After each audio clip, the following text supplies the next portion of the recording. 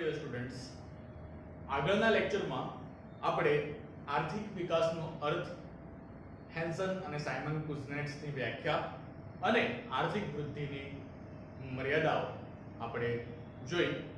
હવેના પ્રશ્નમાં આપણે આર્થિક વિકાસનો અર્થ, અર્થશાસ્ત્રીઓએ આપેલી વ્યાખ્યા અને આર્થિક વિકાસનો જે ખ્યાલ છે તેની મર્યાદા આ પ્રશ્નમાં જાણીએ. તો આપણે શરૂ કરીએ અર્થથી. બિલકુલ આપણે તફાવતમાં જોઈ ગયા છે તે પ્રમાણે જ સમયના લાંબા ગાળા દરમિયાન ચીજ વસ્તુઓના કુલ ઉત્પાદનમાં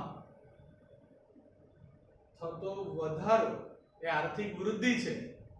પરંતુ આપણે અહીંથી આગળ વધીએ હજુ કે કુલ ઉત્પાદનમાં અને લોકોની સુખાકારીમાં આર્થિક વિકાસનો આ ધ્યેય છે, આ ઉદ્દેશ્ય છે કે ચીજ વસ્તુઓના ઉત્પાદનમાં વધારાની સાથે સાથે લોકોની સુખાકારીમાં પણ વધારો થવો જોઈએ.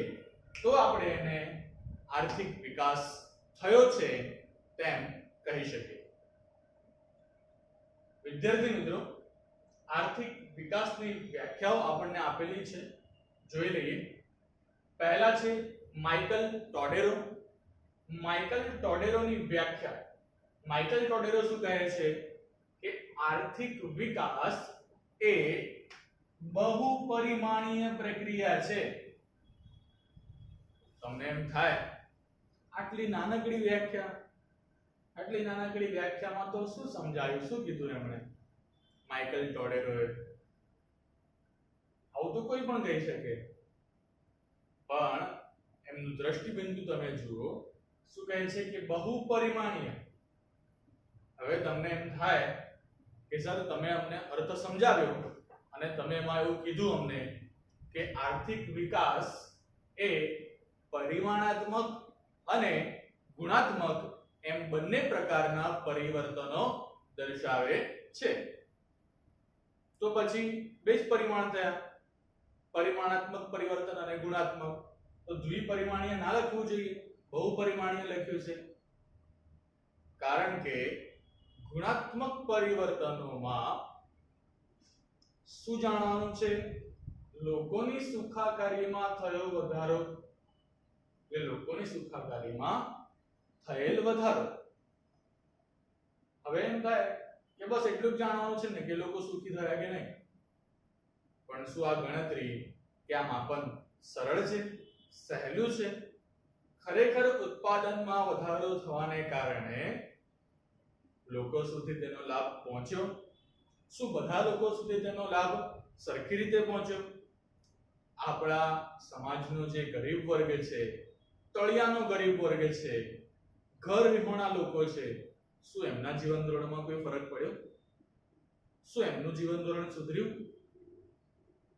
જીવન ધોરણ પણ વિદ્યાર્થી મિત્રો, જીવન ધોરણ એટલે આપણે સ્ટાન્ડર્ડ ઓફ લિવિંગ. આધુનિક અર્થમાં તમે લોકો સ્ટાન્ડર્ડ ઓફ લિવિંગ એટલે સારા વસ્ત્રો, સારો આહાર, સારું રહેઠાણ, એક સરસ મજાની ગાડી અને મોંઘો મોબાઈલ એટલે તમે આને સારું જીવન ધોરણ સમજો છો. પણ ખરેખર સારું જીવન ધોરણ કોને કહેવાય એ આપણે આના પછી આગળ જે મુદ્દાઓ આવશે ત્યારે આપણે આર્થિક વિકાસના નિર્દેશક તરીકે આગળના મુદ્દાઓનો અભ્યાસ કરીશું.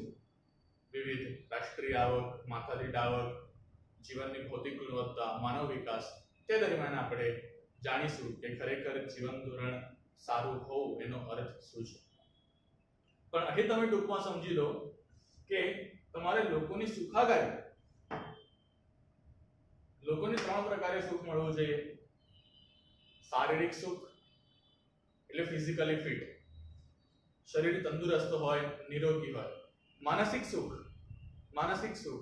માનસિક અવસ્થા ચિંતા વિહીન હોય, ચિંતા રહિત હોય. અને સામાજિક સુખ એટલે કે સમાજમાં એને યોગ્ય માન સન્માન મળે. હવે આ માટે ઘણી બધી બાબતો જવાબદાર છે. વ્યક્તિનું શિક્ષણ, તેના જ્ઞાનની સ્થિતિ, તેનું આરોગ્ય, તેની રહેણી ખરણી, પોષક દ્રવ્યોયુક્ત આહાર, પીવાનું સ્વચ્છ પાણી, આસપાસનું સ્વચ્છ પરિસર અને એક સારો સમાજ. આવા ઘણા બધા પરિબળો તમે જુઓ. આર્થિક વિકાસ ત્યારે જ સિદ્ધ થાય જ્યારે ઉત્પાદનના વધારાની સાથે સાથે લોકોની સુખાકારીમાં પણ વધારો થાય. અને લોકોની સુખાકારી માટે આટલી બધી બાબતો જવાબદાર છે. આપણે આગળ વાત કરીએ પ્રમાણે તો એક કરતા વધુ પરિમાણ થયા ને. તેથી માઇકલ ટોટેલોએ કીધેલું કેટલું ડિટેલ છે તમે જુઓ. હે હકીકતમાં તો આ એક શબ્દમાં તો એમણે ઘણું બધું કહી દીધું કે બહુપરિમાણીય પ્રક્રિયા છે, એટલે ઘણા બધા પરિમાણોનો અભ્યાસ કરવો પડે છે ત્યારે જાણી શકાય કે આર્થિક વિકાસ થયો છે કે નહીં. હવે જોઈએ આપણે ત્યાર પછીના આપણા અર્થશાસ્ત્રી G.M. મેયર. G.M. મેયર આર્થિક વિકાસની શું વ્યાખ્યા આપે છે જોઈએ. આર્થિક વિકાસ એવી પ્રક્રિયા છે. ચલો આર્થિક વિકાસની પ્રક્રિયા કહે છે તો આપણે તફાવતમાં પણ જોયું કે આર્થિક વૃદ્ધિ ઘટના છે જ્યારે આર્થિક વિકાસ પ્રક્રિયા છે. તો આર્થિક વિકાસ એવી પ્રક્રિયા છે કે જે હેઠળ હવે મને બે શરતો મૂકી છે. G.M. મેયર દેશનો આર્થિક વિકાસ થઈ રહ્યો છે કે નહીં તે જાણવા માટે એમણે બે શરતો મૂકી. પહેલી, ગરીબી રેખા નીચેની વસ્તીમાં વધારો ન થાય, એટલે કે દેશમાં ગરીબીની સંખ્યામાં વધારો થવો જોઈએ નહીં. ગરીબી રેખા હેઠળ જીવતા લોકોની સંખ્યા વધવી જોઈએ નહીં. ગરીબી રેખા શું છે? તો એવા લોકો કે જેઓ અસ્તિત્વ ટકાવી રાખવા પૂરતું પણ લઘુત્તમ મેળવી શકતા નથી, લાભોથી વંચિત રહી જાય છે, લઘુત્તમ આવક પ્રાપ્ત કરી શકતા નથી, તેવા લોકોને આપણે ગરીબી રેખા નીચેની વસ્તી કહીશું. તો આ પ્રકારની વસ્તીમાં વધારો ન થવો જોઈએ. અને બીજું, આવકની વહેંચણી વધુ અસમાનતા ધારણ ન કરે તે જોવાનું છે. ઉત્પાદનમાં વધારાનો લાભ માલિકની સાથે સાથે શ્રમિકને, મજૂરને, કર્મચારીને પણ સારા પ્રમાણમાં થાય. આવકની અસમાન વહેંચણી નું પ્રમાણ ઘટે એટલે અસમાનતા વધે નહીં. આ બીજી શરત. તે શરતોને આધીન રહીને દેશની માથાદીઠ વાસ્તવિક આવક માં લાંબા સમયગાળા સુધી વધારો જન્માવે. તો મિત્રો હવે આ સમજવું પડશે આપણે માથાદીઠ વાસ્તવિક આવક શું છે. આપણને માથાદીઠ આવક કેવી રીતે મળે છે? રાષ્ટ્રીય આવક ભાગ્યા દેશની કુલ વસ્તી એટલે આપણને માથાદીઠ આવક મળે છે. પણ આ માથાદીઠ આવકનો જે આંકડો છે એ દેશના નાગરિકોની સરેરાશ માથાદીઠ આવક એટલે એક વ્યક્તિએ માથાદીઠ આવક કેટલી આવે છે તે દર્શાવે છે. પરંતુ તમે ગણતરી કરીને જુઓ, તમે આ માથાદીઠ આવકના આંકડા મેળવો અને જો ડોલરમાં મળશે તમને ને રૂપિયામાં કન્વર્ટ કરીને જુઓ અને જુઓ તો એ પ્રમાણે ખરેખર આપણી આવક છે. ધારો કે માથાદીઠ આવક વાર્ષિક એક વ્યક્તિએ, માથાદીઠ આવક એટલે એક જ વ્યક્તિની કહેવાય. માથાદીઠ આવક વાર્ષિક જો 1.25 લાખ રૂપિયા એટલે 1,25,000 રૂપિયા થતી હોય અને ઘરમાં કુટુંબમાં 4 વ્યક્તિ છે, કુટુંબમાં જો 4 વ્યક્તિ છે તો 1,25,000 ગુણ્યા 4 એટલે કે 5 લાખ રૂપિયા તમારા ઘરની વાર્ષિક આવક હોવી જોઈએ. શું છે? તમે ચકાસો કે તમારા સમગ્ર કુટુંબની આવક તમારા સમગ્ર કુટુંબની આવક વાર્ષિક 5 લાખ રૂપિયા થાય છે? નથી થતી? 1 લાખ, 1.5 લાખ કે 2 લાખ થાય છે? તો આ તફાવત તમને દેખાય છે? ધારો કે તમે ગણતરી કરી અને તમને જાણવા મળ્યું કે ભાઈ આપણા ઘરની વાર્ષિક આવક 1,80,000 થાય છે, એનાથી વધારે નહીં. તો તમે જુઓ કે આપણે રાષ્ટ્રીય આવક ઉપરથી જે સરેરાશ મેળવી એ પ્રમાણે તમારા ઘરની આવક 5 લાખ રૂપિયા થવી જોઈએ, પરંતુ આપણે હકીકતમાં ગણતરી કરી તો આપણને આંકડો મળ્યો 1,80,000. તો આ 1,80,000 એ માથાદીઠ વાસ્તવિક આવક છે. હકીકતમાં જે આવક છે તે માથાદીઠ વાસ્તવિક આવક. તો આપણા જીએમએ અર્થશાસ્ત્રી એ જ કહે છે કે દેખીતી રીતે ખાલી આંકડા મોટા ના થવા જોઈએ, ખરેખર લોકોની માથાદીઠ આવક વધવી જોઈએ. અને તે ક્યારે શક્ય છે? એમણે શરતમાં જણાવ્યું છે કે આવકની વહેંચણી અસમાનતા ધારણ ન કરે ને તો, એટલે આવકની અસમાન વહેંચણી ન થાય તો તમારા કુટુંબની આવક 1,80,000 છે અને આપણે આ ઉદાહરણ છે, આ આંકડા હકીકત નથી, આપણે એક ઉદાહરણ તરીકે સમજવા માટે લઈ રહ્યા છે કે 1,80,000 તમારી કુટુંબની આવક છે અને મેં કીધું પ્રમાણે આપણે ગણતરી કરીને આપણને 5 લાખ આવો આંકડો મળેલો છે. તો આ જે તફાવતના 3,20,000 રૂપિયા જે તમારી પાસે હોવા જોઈએ એ ક્યાં ગયા? તો વિદ્યાર્થી મિત્રો, આ દર્શાવે છે અસમાનતા. આવકની અસમાન વહેંચણીની આપણે વાત કરીએ છીએ ને, આ અસમાનતા દર્શાવે છે. જો માથાદીઠ આવક 1.25 લાખ રૂપિયા એક વર્ષની થતી હોય તો તમને શું લાગે છે? મુકેશ અંબાણી, એના ભાઈ અનિલ અંબાણી, રતન ટાટા, એમના સીઈઓ, એમના જે કંપનીમાં છે બીજા સાયરસ મિસ્ત્રી, અદાણી, બિરલા ગ્રુપ, તો શું લાગે છે તમને? આ બધા જે ધનિકો છે તેમની માથાદીઠ આવક વાર્ષિક 1.25 લાખ રૂપિયા હશે?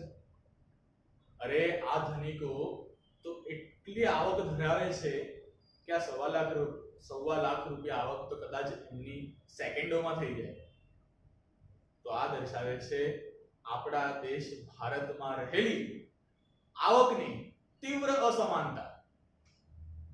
કોઈ એક જ કંપનીમાં કામ કરતો મેનેજર 50-60 હજાર રૂપિયા પગાર મેળવતો હોય અને એ મેનેજરનો જે આસિસ્ટન્ટ હોય એને માત્ર 10-12 હજાર રૂપિયા પગાર હોય, તો આ દર્શાવે છે આર્થિક અસમાનતા, જેના કારણે ધનિક વધુ ધનિક બને છે અને ગરીબ વધુ ગરીબ બને છે. આવા સંજોગોમાં લોકોની સુખાકારીમાં વધારો થઈ શકે નહીં, માત્ર ગણતરીના લોકોની સુખાકારી વધે. બરાબર છે? તો ખ્યાલ આવ્યો તમને? જીએમએ રસી કીધું, બે શરતો મૂકી કે આર્થિક વિકાસ એવી પ્રક્રિયા છે, ગરીબી રેખા હેઠળના લોકોની વસ્તીમાં વધારો ના થવો જોઈએ. નંબર 2, આવકની અસમાનતા વધવી જોઈએ નહીં. અને તો પછી જો માથાદીઠ વાસ્તવિક આવક વધે છે, અને બહુ મહત્વની વસ્તુ કીધી છે એમણે, લાંબા સમયગાળા સુધી કીધું છે એમને, એટલે કે ખાલી 1 વર્ષ વધી અને પછી નહીં તો ના ચાલે, તો પછી આર્થિક વિકાસ તરફ જઈ રહ્યા છે એવું કહી શકાય નહીં. આ વર્ષે માથાદીઠ વાસ્તવિક આવકમાં વધારો થયો અને આવતા વર્ષે ના થયો તો આર્થિક વિકાસની પ્રક્રિયા અટકી ગઈ છે એવું કહેવાય. આવતા વર્ષે વધારો થવાને બદલે ઘટાડો થઈ ગયો, ચાલુ વર્ષની વાસ્તવિક આવક કરતા પણ આવતા વર્ષે આવક ઘટી ગઈ, તો આર્થિક વિકાસમાં પીછેહટ થઈ એવું કહેવાય. એટલે કે લાંબા સમયગાળા સુધી વધારો જો દર્શાવે તો હા, ખરેખર આર્થિક વિકાસ થયો છે તેમ કહી શકાય. ભારત જેવા વિકાસશીલ દેશમાં આ પ્રકારની શરતોને આધીન આપણે આર્થિક વિકાસ સાધી તો રહ્યા છે, પરંતુ આવકની અસમાનતા હોવાને કારણે આ આર્થિક વિકાસ ખૂબ જ મંદ ગતિએ આગળ વધે છે, જેના માટે આપણા દેશની વસ્તી, ગરીબી અને બેરોજગારી આ ખૂબ જ મોટી સમસ્યાઓ જવાબદાર છે એમ કહી શકાય. મેકલપ શું કહે છે? આપણે અર્થશાસ્ત્રી મેકલપ શું કહે છે? મેકલપ એવું કહે છે કે વસ્તી સ્થિર હોય કે સતત વધતી હોય. એમણે આ શરત મૂકી, વસ્તી સ્થિર એટલે જેટલી છે એટલી રહે, કે પછી સતત વધતી જ હોય.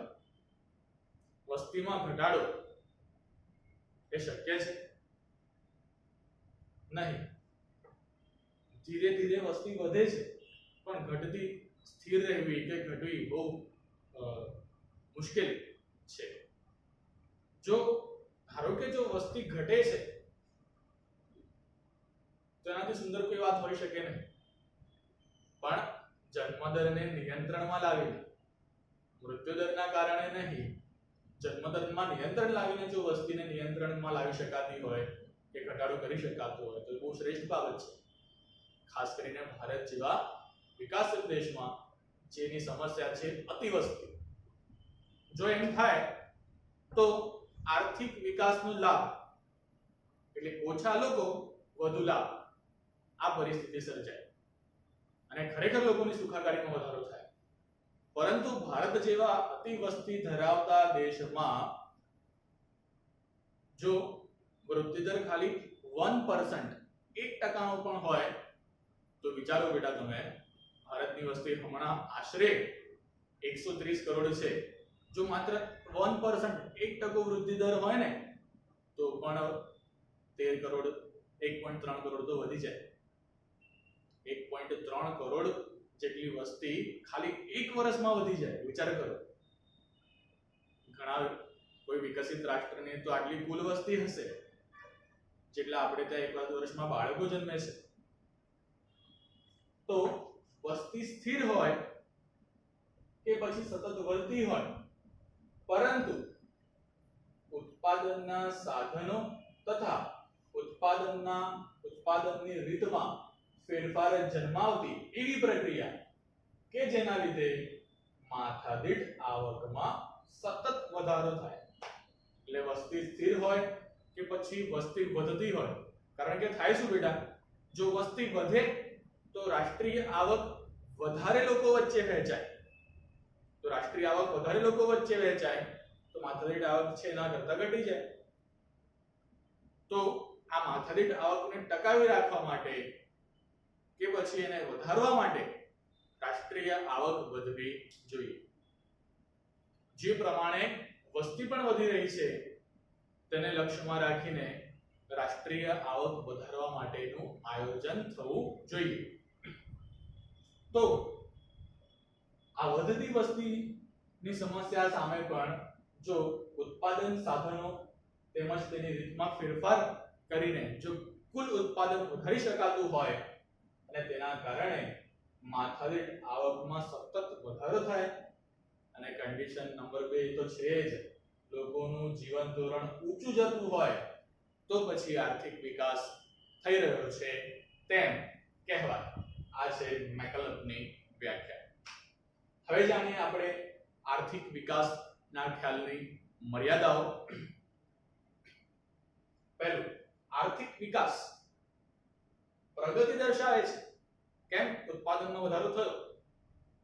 આર્થિક બાબતોની સ્થિતિ દર્શાવે છે કે કયા ક્ષેત્રોમાં કેટલું ઉત્પાદન વધ્યું, કયા નવા એકમો શરૂ થયા, કેવા પ્રકારની વૈવિધ્યતા ઉત્પાદનમાં આવી એ જાણવા મળે. પરંતુ સાચા અર્થમાં માનવ વિકાસનું માપદંડ બની શકતું નથી. સાચા અર્થમાં માનવ વિકાસનું માપદંડ બની શકતો નથી. કેમ? કારણ કે વિદ્યાર્થી મિત્રો, આર્થિક વિકાસનો ખ્યાલ વિકાસશીલ રાષ્ટ્રો સાથે સંકળાયેલો છે અને વિકાસશીલ રાષ્ટ્રોમાં આપણે હમણાં વાત કરીએ પ્રમાણે આવકની અસમાનતા બહુ મોટી સમસ્યા છે. તો વધુ પ્રમાણમાં આવકની અસમાનતા હોવાને કારણે ઉત્પાદન વધવાને કારણે ખરેખર લોકોને એનો લાભ થયો છે કે નહીં તે જાણવું ઘણું મુશ્કેલ છે. અને તેથી જ જો લોકોને મળેલો લાભ આપણે બરાબર જાણી ન શકીએ તો માનવ વિકાસ થયો કે નહીં તે આપણને કેવી રીતે ખબર પડે? ખ્યાલ આવે છે તમને? હે ને? શું કીધું કે ઉત્પાદનમાં વધારો થાય સાથે લોકોની સુખાકારી થવી જોઈએ, વધવી જોઈએ, બરાબર છે. પરંતુ ઉત્પાદનમાં વધારાનો લાભ ખરેખર એ વ્યક્તિ સુધી પહોંચ્યો છે કે નહીં જો એ આપણે જાણી ના શકીએ તો માનવ વિકાસ આપણને ખબર પડે નહીં. સામાજિક પરિવર્તનો પણ ધ્યાનમાં લેવાના હોવાથી માપન મુશ્કેલ છે. બિલકુલ સાચી વાત. આર્થિક વિકાસની પ્રક્રિયામાં તમારે માત્ર ઉત્પાદનમાં વધારો નોંધવાનો નથી, તો સાથે સાથે જ્ઞાનની પરિસ્થિતિમાં શું ફેરફાર થયો, સાક્ષરતામાં શું તમને સુધારો જોવા મળ્યો, આરોગ્યની સ્થિતિમાં શું ફેરફાર થયો, વિજ્ઞાનના ક્ષેત્રમાં શું ફેરફાર થયો, સુરક્ષા ક્ષેત્રે શું ફેરફાર થયો છે, સમાજ જીવન જીવવા માટે કેટલું સ્વસ્થપૂર્ણ છે, લોકોને પોષક દ્રવ્યયુક્ત પૂર્ણ આહાર મળે છે કે નહીં, આહારની અછત તો નથી ને, કુપોષણની સમસ્યા કેટલી છે, જાતિ દર કેવા પ્રકારનો છે, લોકોનું સરેરાશ આયુષ્ય, અપેક્ષિત આયુષ્ય કેવા પ્રકારનું છે, એટલે કેટલું છે, આવી ઘણી બધી બાબતો ને ધ્યાનમાં લેવાની હોય છે. લોકોના મનોવૈજ્ઞાનિક વલણો, લોકોની પસંદગી, લોકોની પ્રાથમિકતા એટલે ચોઇસ અને રેફરન્સીસ, પ્રાયોરિટીઝ ચકાસવાની હોય છે. લોકો કેવા પ્રકારની વસ્તુઓની માંગ કરે છે તેના ઉપરથી તેમના જીવન ધોરણનો ખ્યાલ આવતો હોય છે. એટલે માંગની પ્રકાર, માંગની પદ્ધતિ પણ ચકાસવાની છે.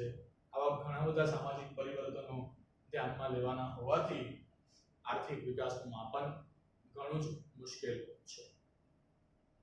વિકાસ એટલે જીવન ધોરણમાં સુધારો તેમ કહી શકાય નહીં. એ જ હમણાં સુધી આખા મુદ્દામાં આપણે જે પણ ચર્ચા કરેલી છે એનું આ કન્ક્લુઝન છે. એનો નિષ્કર્ષ છે આ કે આર્થિક વિકાસ એટલે જીવન ધોરણ સુધર્યું એમ કહી શકાય નહીં. કેમ? કારણ કે આર્થિક વિકાસ વિકાસશીલ દેશ સાથે સંકળાયેલો ખ્યાલ છે અને વિકાસશીલ દેશોમાં અસમાનતા, વસ્તી, ગરીબી એટલે આર્થિક અસમાનતા, વસ્તી, ગરીબી અને બેરોજગારી આ બહુ મોટી સમસ્યાઓ છે અને તેના કારણે આર્થિક વિકાસનો લાભ ખરેખર તળસપાટી એટલે કે તળિયાના ગરીબો સુધી કે ગરીબી રેખા હેઠળની વસ્તી સુધી એ લાભો પહોંચ્યા છે કે નહીં તેનું માપન ઘણું જ મુશ્કેલ છે. તેથી વિકાસ એટલે જીવન ધોરણમાં સુધારો તેમ કહી શકાય નહીં. તો આ છે વિદ્યાર્થી મિત્રો આર્થિક વિકાસનો અર્થ જોયો આપણે. માઇકલ ટોડેરોની વ્યાખ્યા, જીએમ મેયરની વ્યાખ્યા, મેકલબે આપેલી વ્યાખ્યા અને આર્થિક વિકાસના ખ્યાલની મર્યાદાઓ આપણે જાણીશું.